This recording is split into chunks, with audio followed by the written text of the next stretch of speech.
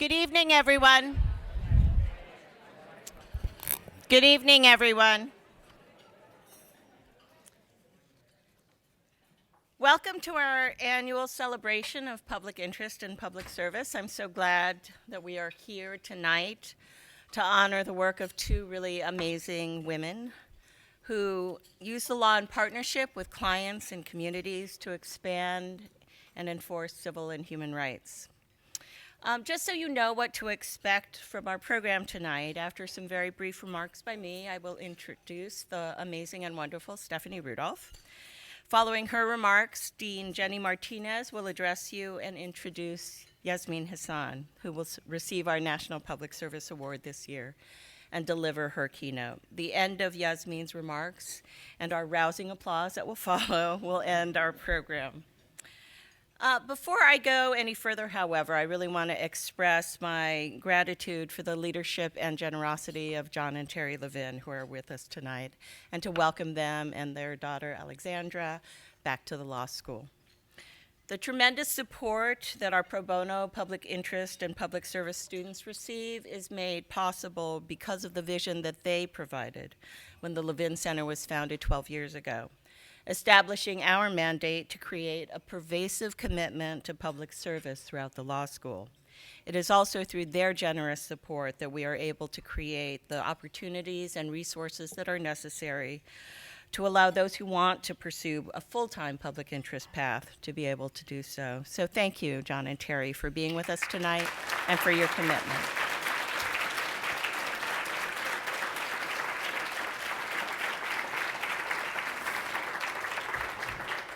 I also want to acknowledge the staff of the Levin Center, Anna Wang and Mike Wynn and Jody Carrion and Titi Liu and Shafak Khan, just for being the amazing colleagues that they are and for working so hard to put on this event every year. The ways that they collaboratively support, teach, and partner with our students, alumni, and colleagues, I think is impressive and always very inspiring to me. So thank you so much for being my colleagues.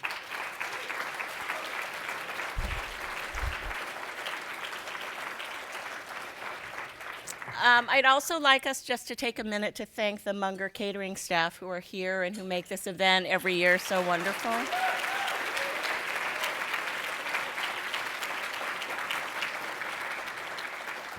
And I'm really also delighted to welcome back several of our most accomplished public interest alumna. A previous Rubin Public Interest Award recipient, Selena Copeland, with her mouthful, who's the director of the Legal Aid Association of California. And I'm also really touched that Lauren Brady and Stacy Villalobos and Emily Zhang are here with us.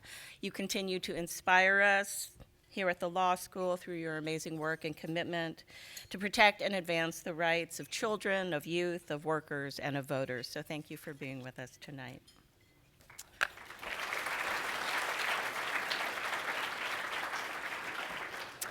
So here we are tonight, celebrating the role of law and lawyers in advancing the public good. As our esteemed dean, Jenny Martinez, has frequently noted, among our profession's most important roles is to advance the rule of law and democratic principles. As our incredible benefactor, John Levin, has articulated, we must never forget that public service needs to be at the core of our professional commitments. And so, here we are tonight, during a time that challenges previously uncontroversial assertions about right and wrong, that has upended our assumptions of agreements about the rule of law, that has simultaneously shown how resilient and how vulnerable our legal institutions are, and how a lawyer's vigorous representation of a client's interests can maintain the balance of our democracy or could lead them down a wrong path. And so what does that mean for each of us at the law school and in our broader communities, and for the decisions we are making at this critical time for the legal profession and for the world? Ralph Waldo Emerson reminded us that the only person we each are destined to become is the person we decide to be. And I think you would agree with me that the same pertains to our communities and our society. We decide what they will be.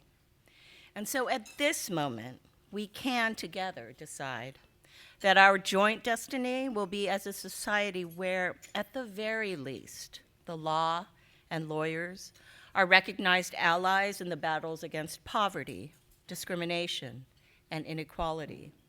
Will be as a society where our profession uses the tools we are provided to stand up for democratic principles, to stand with and stand up for those whose circumstances demand our attention.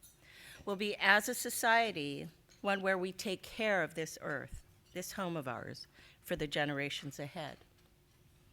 Maya Angelou reminded us of another decision we can and we must make when she said, "You may not control all the events that happen, but you can decide not to be reduced by them." And so we can commit to this decision too, and I think we must daily, and commit to finding ways to support one another as we reach for our goals. Our honorees tonight show the power of law in different contexts, but embodying a very similar theory of change. Stephanie's work is intensely local, working to maintain New York City's unique diversity in the face of market forces that would support gentrification and the displacement of low-income families and residents. Yasmeen's work is utterly global, fighting for the rights of women and girls around the world. Yet the essence of both of their work is found in the belief that the law's recognition of the rights that they fight for and assert on behalf of their clients is part of a necessary understanding that these clients must be seen and heard and included as critical parts of our community, so that all of our rights are strengthened and all of our communities are better protected. The essence of both of their work fights for the autonomy, the dignity, and the respect of their clients. Their core commitment is to ensure that those who are impacted by policies are at the table when those policies are drafted, that they have input into the enforcement mechanisms that will be used to advance their rights. So whether it is from a city office in Manhattan or on the ground in Iraq, Uganda, the US, the UK, Tanzania, or Cambodia, these amazing women lawyers are fighting the battles that need to be fought, and in the process defining novel strategies where the law can enter to uphold rights and recognize communities. Rick Banks and I were just at a meeting with Ted Shaw, the former legal director of the Legal Defense Fund, who is now the director of the Embattled Civil Rights Center at the University of North Carolina's Law School. At that meeting, he reminded us, if you fight, you might win or you might lose, but if you don't fight, you can never win. Stephanie Rudolph and Yasmeen Hassan both fight, and boy, frequently, they win. I am very pleased to introduce Stephanie Rudolph and congratulate her for being selected to receive our Alumni Award this evening.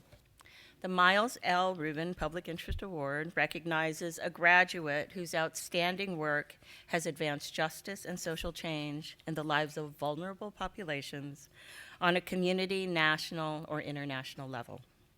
In particular, the Rubin Award is intended to highlight concrete and sustainable approaches and solutions to a societal problem.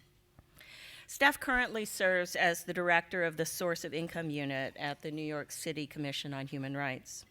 The work of Stephanie and the team of lawyers and advocates that she supervises challenges discrimination against homeless families and individuals who receive government housing subsidies. They also address the fair housing rights of those who are discriminated against related to race, disability, national origin, perceived or actual citizenship status, and age. Now, Steph and her colleagues, they intervene in real time. With a structure that allows for emergency response, her unit can follow up on a concern about discrimination almost immediately. Just think about that. If a call comes into the unit's hotline, a member of the unit will follow up instantly to see if an apartment is still available, even when a landlord or owner has indicated it is not. In this way, Steph's work is immediately impactful frequently not requiring filing a lawsuit at all, but rather just gently informing a landlord, manager, or owner of their legal rights and responsibilities. Through this process, Steph has assisted hundreds, I think she said in the last 2 years, 550, 100 qualified and at-risk tenants and families obtain the housing that they need to avoid homelessness and create stability for themselves and their families. And when that process does not work, well, then Steph's agency has the right to sue on behalf of the city to challenge discrimination. Prior to joining the commission, Stephanie represented tenants in affirmative litigation against neglectful and harassing landlords at New York Lawyers for the Public Interest, where she served as a Skadden Fellow, and then as a senior staff attorney at the Urban Justice Center. And I remember Steph really well as a student at this law school. I have always been a fan. Steph was an active participant in the life of our public interest community, involved in leadership roles with Shaking the Foundations and Outlaw, and with our Stanford Public Interest Law Foundation. I was pleased to have her as a student when my public interest seminar was a companion course for externs, and I was delighted, truly delighted, when she decided to pursue, straight out of law school, work to advance the rights of families to live in housing that, imagine this, was habitable. And free of pests, mold, and other harmful conditions.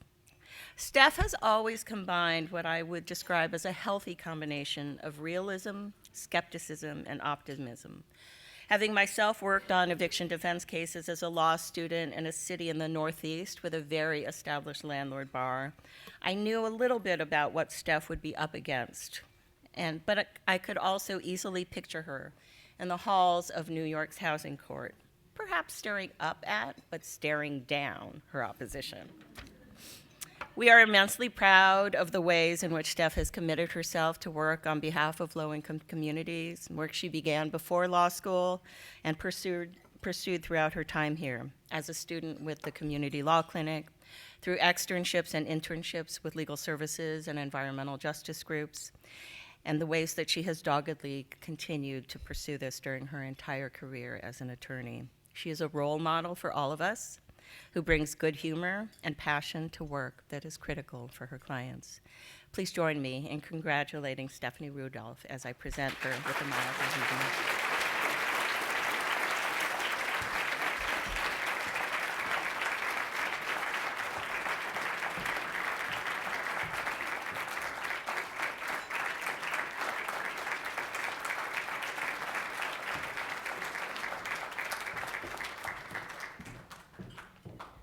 Wow, that was the best description of what I do I've ever heard, and I can skip the whole first part of what I was going to tell you about what I do.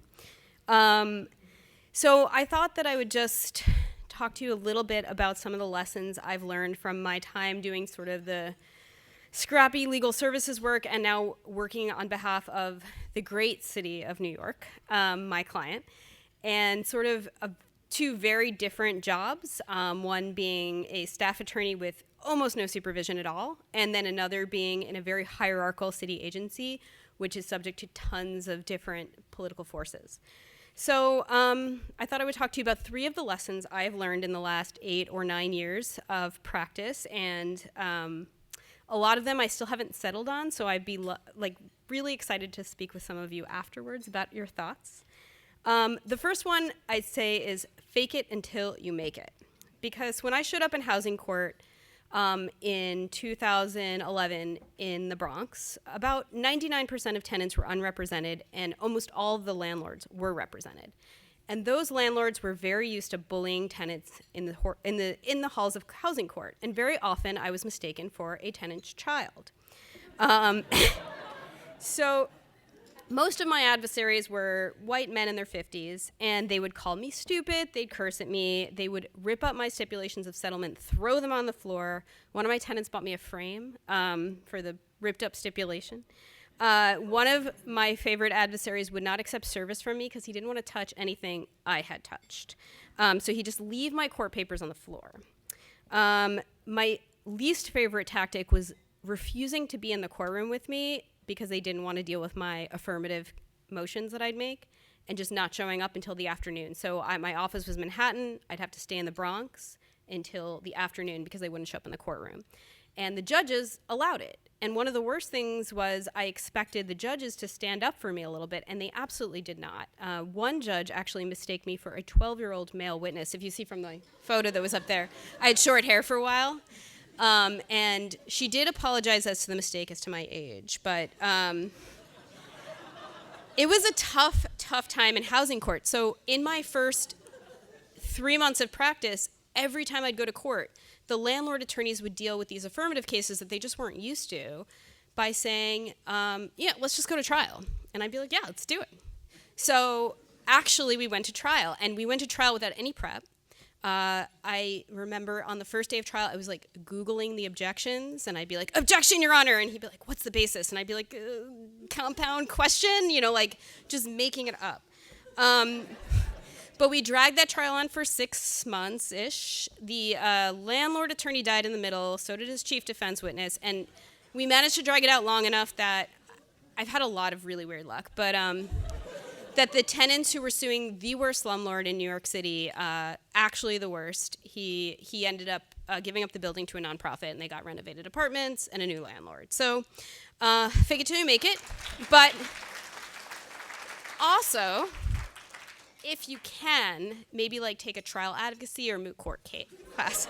I did do some administrative hearings, but they were never opposed, never had to make an objection. So yeah, some regrets. The other thing that I love to talk about, my staff will come to me. I now supervise a staff of 5 women, or 4 actually. There should be 5, but and they'll come to me and they'll say, I don't know what to do in this case. I'm not sure what my adversary wants. And they make fun of me for saying this, but I always say, give it a Goog, Google it. There's so much you can discover about your adversary on the internet. And actually the city has some great background check software. We can really go deep, but pay $5 for Spokio, because I had really bad insomnia for the first 5 years of my career, and I'd stay up 2 a.m. and find the best things about the landlords. Sometimes hobbies that were interesting, but often they were into illegal gambling and stuff. But I would sometimes find really interesting criminal records. And I never want to use a criminal record against a person, but I found this one where a landlord had beat up some people in a Lexus and was driving around with his baseball bat, and that criminal record may or may not have leaked to the press. So I think those sorts of things can be really helpful in understanding who you're dealing with and also what they want. Some landlords are not really interested in money when you're suing them. It's about ego, and then other ones are just all about dollars and cents. And I think if you do your research, you can really understand what people are looking for. I have these 2 friends who absolutely love to stalk their exes on the internet. And so I'm always maybe you don't want to know exactly what their wedding looked like and their registry, but they're really good at helping me on my cases. So I always put them on always.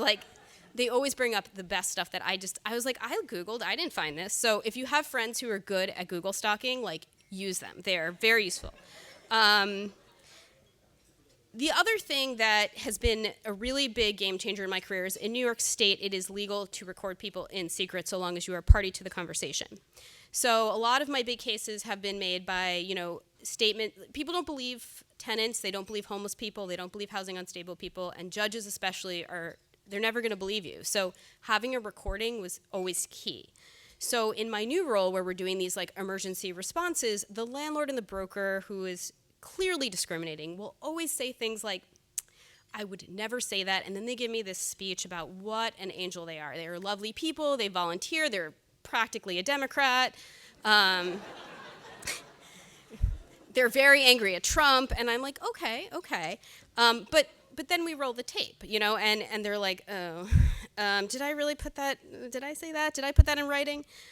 So, really having your clients collect evidence. If a landlord or an adversary is saying something once, they'll probably say it again. If you can't record, one of the things we do is I have intervention specialists on my staff who call the landlord and the broker to talk to them about what they allegedly said. And after they deny it, they may add some things. For example, we had a broker who recently told one of my young staff members, I guess she was disarming, I didn't really deny this person because they had Section 8, which is a housing subsidy. It's just that, it was a single woman with no man in the house to help pay the rent, and it just made me very uncomfortable to imagine a woman living alone with a child. So we were able to bring a lot more claims just because. And of course, now my staff is a witness on every case. So I say, I wish that my successes in my career have been because I'm a really great legal mind, but I think a lot of it is about storytelling, about making sure you could package things for the judge, for the press, and to really think about the way you tell your stories and collect your evidence. That is a really key part, and it's so fun. The last thing I have been thinking a lot about lately, especially as a manager, is considering my privilege and power in any given space. In certain ways, I am very much a part of the dominant culture. I'm a white person who went to Stanford Law School. And early in my career, I brought an 18-year-old male intern into court with me in housing court, and I got so much respect just having a man stand next to me. And I thought a lot about that and whether I wanted to use that kind of access to power in a regular, everyday course of business. And I decided I did, and I felt conflicted about it, but I would sort of just find random men to come to court with me. So my friend's husband was an unemployed investment banker, and he had really nice suits. So he would come and just sit next to me. And I swear, it made all the difference. And there was this one guy at a big law firm who knew not a thing about housing, and I was in a trial, and he had these $1,000 suits. I actually Googled his shoes. They were $300. And he just sat next to me. The judge was like, "Who is this?" I was like, "It is my co-counsel." He never spoke, but it changed the game. Just this beautiful man next to me. The judge actually called him beautiful, too. And then later in my career, I'd had very generous male colleagues offer to say, I know housing, you're having a difficult time. What if I just showed up? Don't say anything, just look pretty. And it worked, And I thought a lot about whether I should be doing that, whether I should play into the system. But I think when I decided to become a lawyer and not a radical organizer and to work within a broken system, I decided I was going to use that system. And now that I supervise a staff of female, queer, women of color, I think a lot about sort of the abuse that they take. And we talk about our AOL attorneys, which are our landlord attorneys who have AOL addresses and are probably still paying that $20 to AOL.com. They have email addresses like evictnyc@AOL.com, rapidevict@AOL.com. And I always compliment them. I'm like, you really got in on the ground level there. They've called us aggressive little girls. And, I think a lot about how we deal with those situations. As an employer, it's my job to make sure that they don't face too much abuse, right? I need to make sure that they are not getting discriminated against in the workplace. And so we talk a lot about how to deal with it. And sometimes my staff decides to tough it out. Sometimes we fight back or complain. You can complain to the bar for discrimination. It doesn't do much, and sometimes we do ask a colleague with more power, more access to power, to step in for us and just see what happens. And it usually works, unfortunately. But I think the point is when you're experiencing these dynamics, not to hide them, to talk about them openly with your staff and to try to understand them. And I think the conclusion I have is, when you go to Stanford Law School, you automatically get a lot of power. And if you have that power, be generous with it if asked. And if you don't have that power, figure out how to access it and don't internalize it when people treat you like garbage, because it's really easy to do. And I think the last lesson I've learned is just to be creative. I've always liked writing, and I've always felt like being a lawyer was not a very creative position. But I've been very creative and scrappy, and I think the times that I've been the most creative are the times that my clients have enjoyed the most success and that my staff has had the most fun. So be creative, and it's tough out there, and I'd love to hear your thoughts about it. So thanks, everyone. I'm really flattered.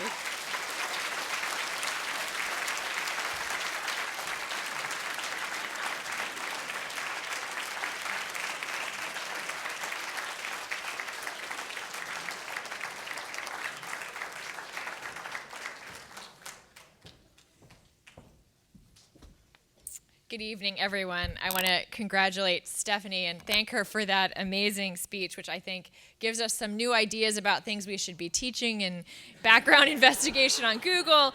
Not sure I can totally endorse all of that, but it sounds like a really good idea. Anyway. So I'm delighted to attend this event for the first time as Dean of the Law School, but I joined the faculty here 16 years ago, shortly after Diane Chin was hired to run the Public Interest Program, which was then housed within the Office of Career Services.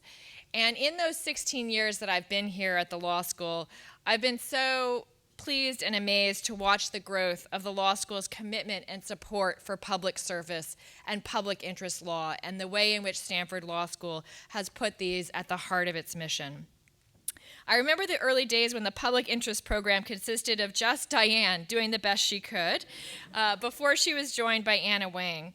And while they certainly worked hard and accomplished a great deal, I think we could all agree that the creation of additional staff positions, now expertly and graciously performed by Jody Carrion, Shafik Khan, T.D. Liu, and Mike Wynn, has made a world of difference for our students and alumni and their efforts to bring resources to support the public interest sector domestically and abroad. So join me in just giving a round of applause for those staff.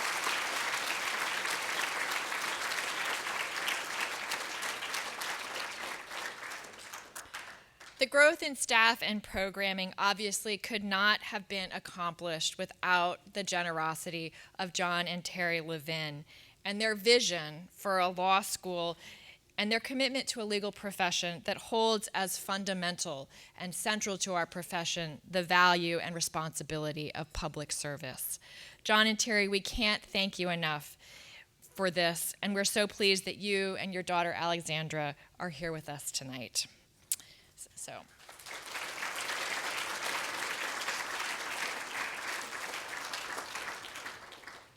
I also want to again congratulate, acknowledge, and thank Stephanie for the work she's pursued, for the contributions she made to the law school when she was a student, and for providing such an inspiring and entertaining role model to our current students. You can have fun as a public interest lawyer. We at the law school hope that we're providing the foundations that will allow our students and graduates to make the choices that allow them to thrive professionally, to find purpose and meaning in their careers, and learn the way to use law to advance the public good.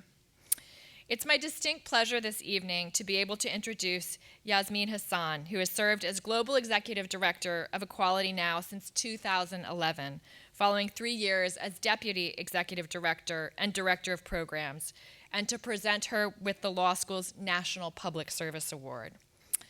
Yasmeen is a native of Pakistan and has been involved in women's rights for decades, authoring the first study of domestic violence in Pakistan, which ultimately became the country's submission to the Fourth World Conference on Women in Beijing in 1995.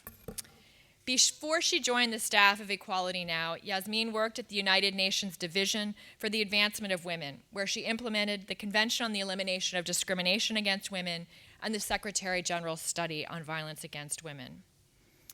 My own work early in my career and background in international human rights law included serving as an associate legal officer at the United Nations International Criminal Tribunal for the former Yugoslavia in The Hague. And that work exposed me to the atrocities that continue to be perpetrated against women, sometimes by the government or with the approval of the government or negligent inaction of the government.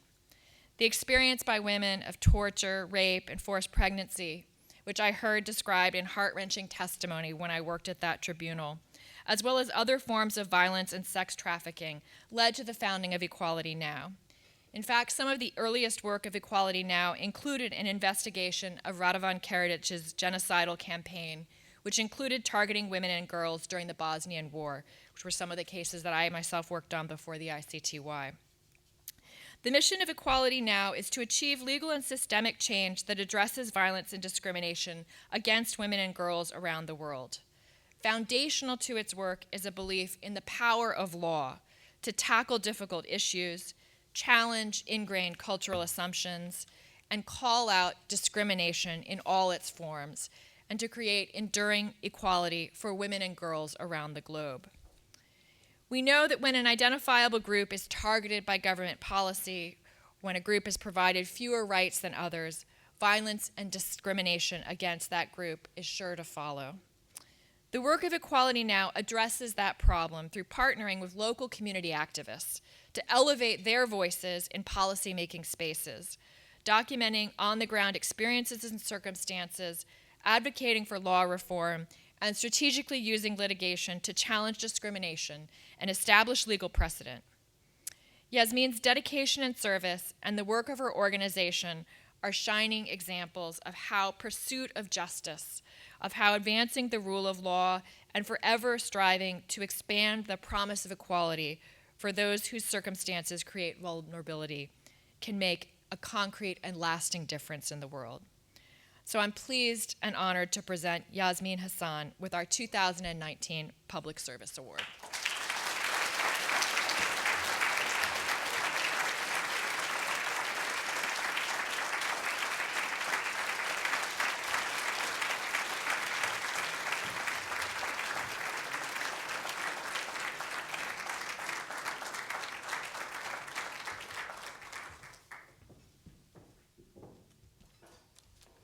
Thank you, everybody. Again, that was a better introduction to my work than I can do myself. And Stephanie, you were awesome. And I have brought the man to stand next to me. Our one male board member, Dan Kelly, is here. We have one man on our board, and he's here tonight.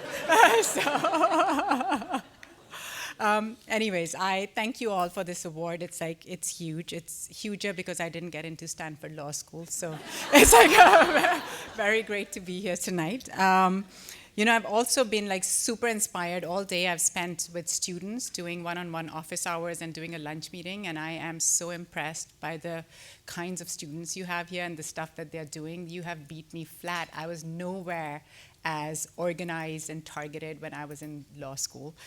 So thank you for having me here. Thank you to all the students, and thank you, Stanford.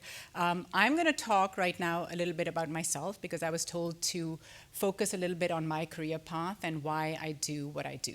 So gender equality and the working on the rights of women was very clear to me, by the age of 10 years old. As you know from my bio, I grew up in Pakistan, and all the 3 critical lessons that I had to learn in life were all learned by age 10. And the first lesson was that girls are inferior to boys. Births of boys were often celebrated in my country, and births of girls were mourned. When my mother was pregnant with her second child, I was the first, I was I wanted a pink baby sister, right? Very excited. And my paternal grandmother said to me, "This one better be a boy." And I remember looking at her and saying, "But why?" I was 2.5 years old. And I still am asking that question because around the world, there is a son preference. So that was the first lesson. The second lesson that I learned was the power of organizing.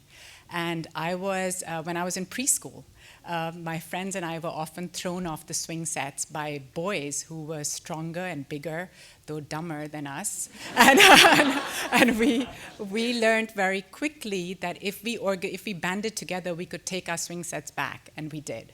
So that was it, So the third lesson that I learned was the critical role played by the law. When I was about 10 years old, and a military general Islamicized the laws of Pakistan and effectively made women second-class citizens. Overnight, women could not sign financial documents. They could not give evidence in court on the same basis of men. And perhaps worse of all, if a woman was raped and couldn't provide multiple male witnesses to her rape, she could be flogged for fornication. So this really led to an uprising and the formation of the women's rights movement. Women took to the streets, they were tear gassed, they were put in jail. And I instinctively knew at that age that, suppression of women leads to insecurity, conflict, fear in society, and that's just not the way to be. So, fast forward, when I was ready to come study for my undergraduate here in the US, my grandmother, the same paternal grandmother, said, no, we can't send her to America. How are we going to find a guy who's double educated to marry her? So we had to compromise.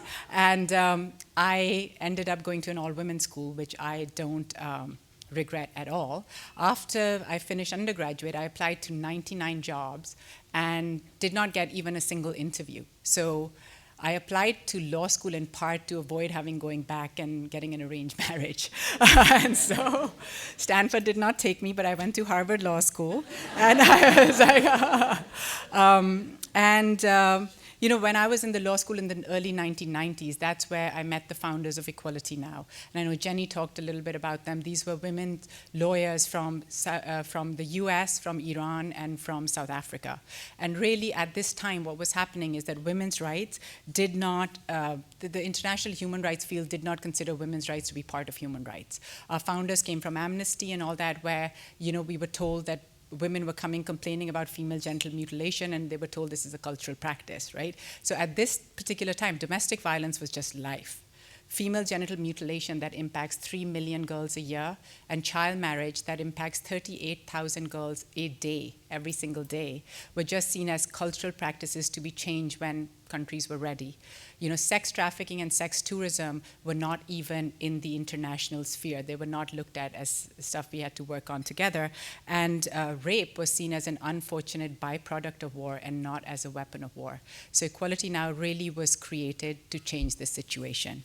So what we know is that what we knew immediately, that equality under the law is a very essential first step to achieving gender equality. And I was talking to a person at my table who was asking me, why do we focus on the laws? You know, like, is this really useful?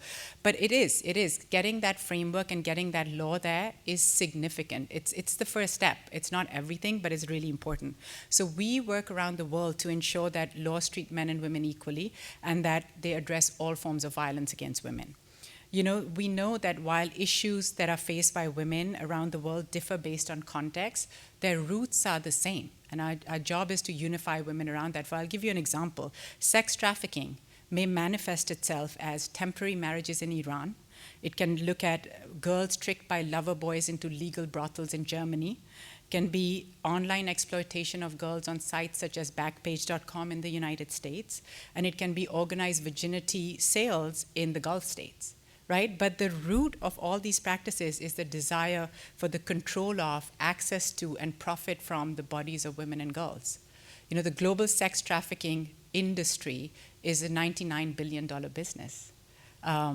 So I know that to make lasting change, it is very, very essential that laws respond to context, but that change be driven from within communities, shouldn't be imposed from outside. So what we do, and I know you talked about it a little bit, is that we connect with grassroots groups on the ground, and we help them strategize. We bring their issues to the international arena, and you know, it raises their profile and influences international law and policy. And I'm going to give you an example there, because I can say all this and it might not mean anything to you.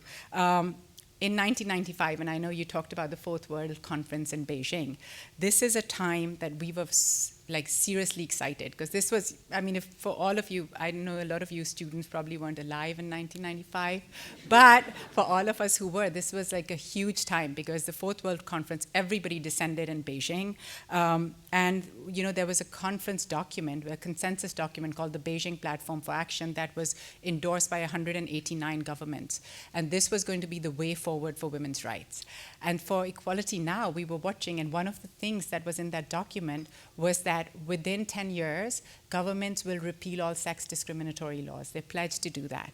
So we were like, oh, our work is done. This is great. You know, like that's, it's like, they have pledged it. But like 4 years later, not a single law had changed. And we realized that nobody even knew what a sex discriminatory law was. And at this point, I was a corporate lawyer at Davis Polk.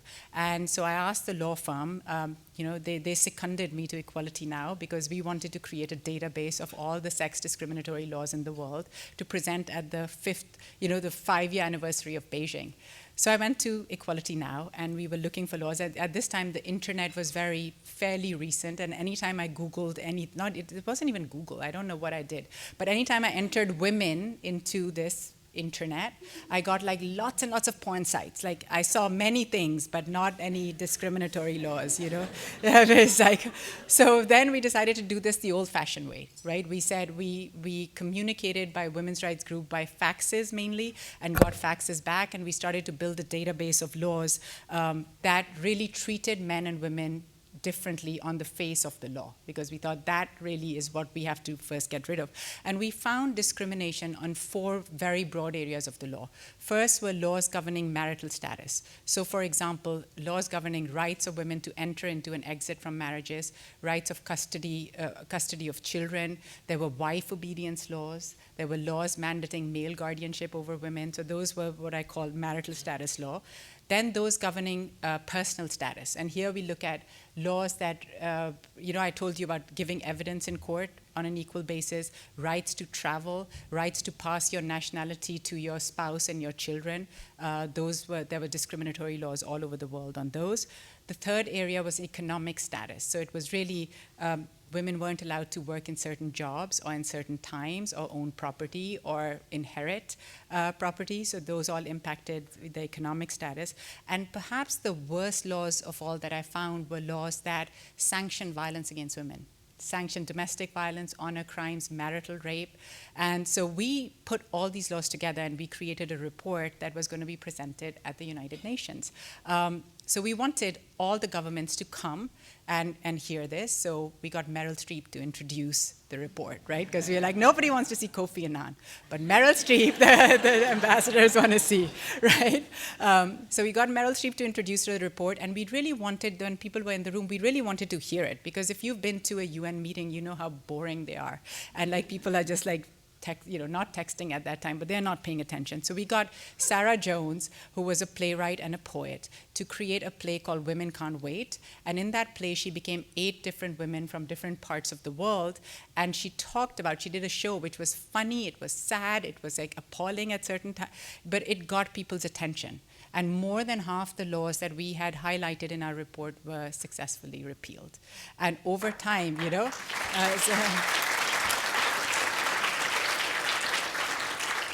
and over our life, more than 50% of laws that we have petitioned or campaigned on have been successfully changed. But I can't stress the impact that bad laws have on women. And I could tell you story after story tonight, but I'll tell you just one. In Morocco, there was a 16-year-old girl, Amina Fileli, who was raped. But there was a law in Morocco that allowed rapists to go free if they married their victims.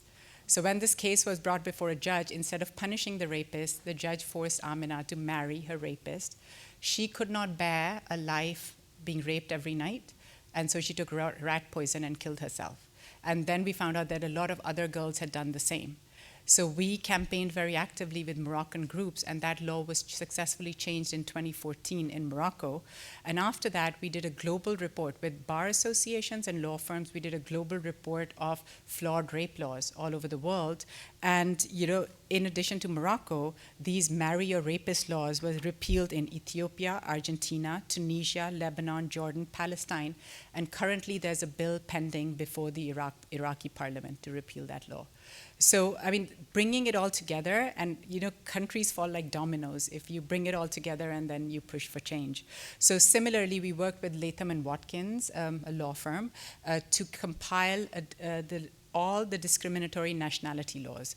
These are laws that don't allow women to pass their nationality to their spouses or their children. And these laws are extremely important because we are living in an very globalized world right now. So we found that 53 countries had such laws, and because of the advocacy related to that report, and we raised the profile of it, 11 countries changed the law, including the United States. And the United States, interestingly enough, the discrimination was against men who are unwed fathers who couldn't pass their nationality on to their children. The point that I'm trying to make is that we were a sole group, like 4 or 5 lawyers, and we took this issue of sex discriminatory law, and it became from something nobody knew to now it is part of the Sustainable Development Goals. The United Nations has said that this is a priority issue. The World Bank creates reports on this every year, and it's become a big deal, and laws are changing. When I told you more than 50% of the laws we've highlighted have changed, that's true. But where that we have not seen change is in the area of family law. And that's the area where it's very tied to religion and custom. And So now, but I think the time is ripe. You have to see when, and we are at the 25th anniversary of Beijing, which is coming up next year. We are launching a global campaign along with women working within religion, women human rights groups, and the UN to really tackle these sex discriminatory family laws. Because honestly, if you have discrimination at your unit of society, which is the family, you're not going to go much further, So wish us luck, fingers crossed. It's like, so I do want to talk about like the current period, because I know I've had conversations about it this day. Currently, we are in a period of backtracking and on women's rights and human rights. In the US, things are not so great. Reproductive rights are being attacked, and Roe versus Wade is under threat. Sexual harassment and sex assault is like rampant in schools, colleges, the workplace. Sex trafficking and sex tourism are growing businesses and facilitated by the internet. The wage gap persists, and women continue to be seriously underrepresented in decision-making at all levels. In fact, the US ranks 41 in the Gender Inequality Index, so we have a lot of work to do here.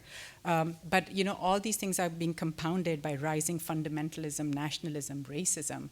But in this period, people say, how do you keep your hopes up and how do you keep moving forward? It's hard, but I think that the best thing that's happened in this particular time is the young people and the activism that has been inspired. And today I was actually very inspired to meet a lot of you who want to really mobilize for change, So, and the other thing that's happened is previously when I used to talk about the work of Equality Now, people said, oh, you are the organization that works on third world issues. Now people understand the relevance of our work in the United States, and actually we are a leading organization working on the Equal Rights Amendment to the US Constitution. Only 23% of countries in the world don't have gender equality in the Constitution, and we are one of them, So that is, we are hoping by next year that there will be significant movement. There's Virginia, we have one state to go, and Virginia is it, and November is the month, so hopefully so that's going to go forward. But I do want to end on a high note, because from the time I started this work, there has been significant progress on women's rights. 25 years, I told you, domestic violence was just life. Now there are laws against it in more than 144 countries in the world. Female genital mutilation was seen as a cultural practice. It is now recognized as a violation of human rights, and there are laws banning it in 24 out of 28 practicing countries. From almost no mention of violence against women, now all the major news outlets cover these stories, and most of them do it well. And very significantly, research in the past 2 decades has clearly demonstrated that gender equality is critical for achieving global aims such as poverty eradication, climate change, and world peace. So, we are there. It's now the time to focus and get the work done. But I do, in closing, want to stress one thing. Our work is really not a fight of women against men. It's a struggle of men and women working together to fix humanity so we all can thrive. So I will end there. Thank you.